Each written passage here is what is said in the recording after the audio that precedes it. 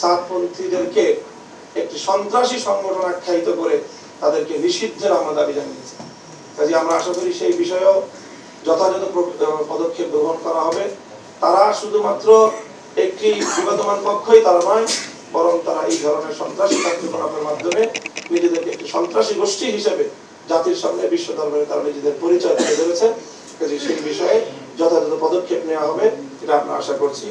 আমরা ইতিমধ্যে আমাদের এই উদ্ভূত পরিস্থিতিতে সারা বাংলাদেশ অগ্নিগর্ভ হয়ে আছে।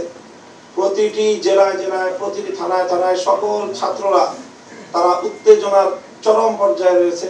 তাদের চারজন ভাই শহীদ হয়েছে, এখনো বেশ কয়েকজন নিখোঁজ রয়েছে, আর আহতের সংখ্যা তো অগণিত।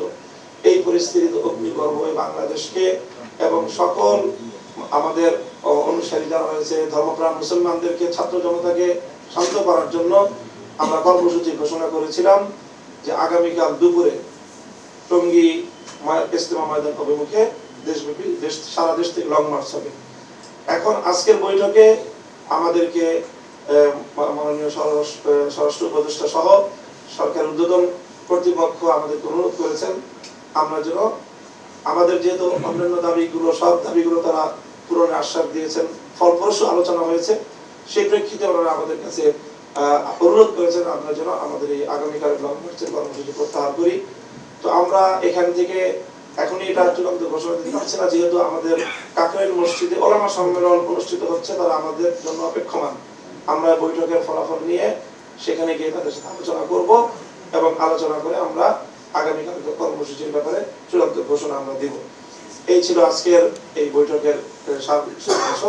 আমরা আশা করি যে আমরা যেভাবে শান্তিপূর্ণভাবে দেশের শান্তি শৃঙ্খলা এবং সার্বিক দেশ বিরোধী সকল ষড়যন্ত্রের মোকাবেলায় ঐক্যবদ্ধভাবে আমরা কাজ করে যাচ্ছি, আমরা বর্তমান অন্তর্বর্তীকালীন সরকারকে এবং আগস্ট বিপ্লবের পরবর্তী বাংলাদেশকে আমরা যে কোনো মূল্যে এতে যে কোনো ধরনের বিশৃঙ্খলা সৃষ্টির অপতৎপরতার বিরুদ্ধে সরকারের সাথে আমরা কাঁধে কাঁধ মিলিয়ে কাজ করে যাব এবং বাংলাদেশের বিরুদ্ধে যে কোনো ষড়যন্ত্র মোকাবেলায় আমরা বদ্ধপরিকর।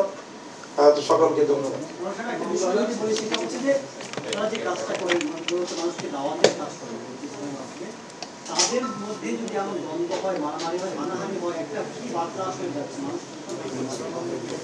এরা আমি আবারও খুবই খুবই ক্ষোভের সাথে দুঃখের সাথে বলবো যে আপনারা বারবার একই কথা বলছেন।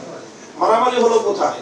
রাতের অন্ধকারে ডাকাত দল এসে বাড়িতে হামলা চালিয়ে আপনার মানুষকে আহত করলো। আপনি এখন যদি সেখানে বলেন যে বাড়িওয়ালার মধ্যে আর ডাকাতদের মধ্যে সংঘর্ষ হয়েছে, মারামারি হয়েছে, এখানে তারা ছদ্মবেশ ধারণ করে বাংলাদেশ বিরোধী এবং ইসলাম বিরোধী আন্তর্জাতিক মহলের সোর্স হিসাবে এবং এজেন্সি, তারা এজেন্ট হিসাবে বাংলাদেশের মধ্যে এবং ইসলামের এই সুমহান কাজ দাওয়াত এবং তাবলীগের কাজকে প্রশ্নবিদ্ধ করার জন্য তারা কাজ করতেছে।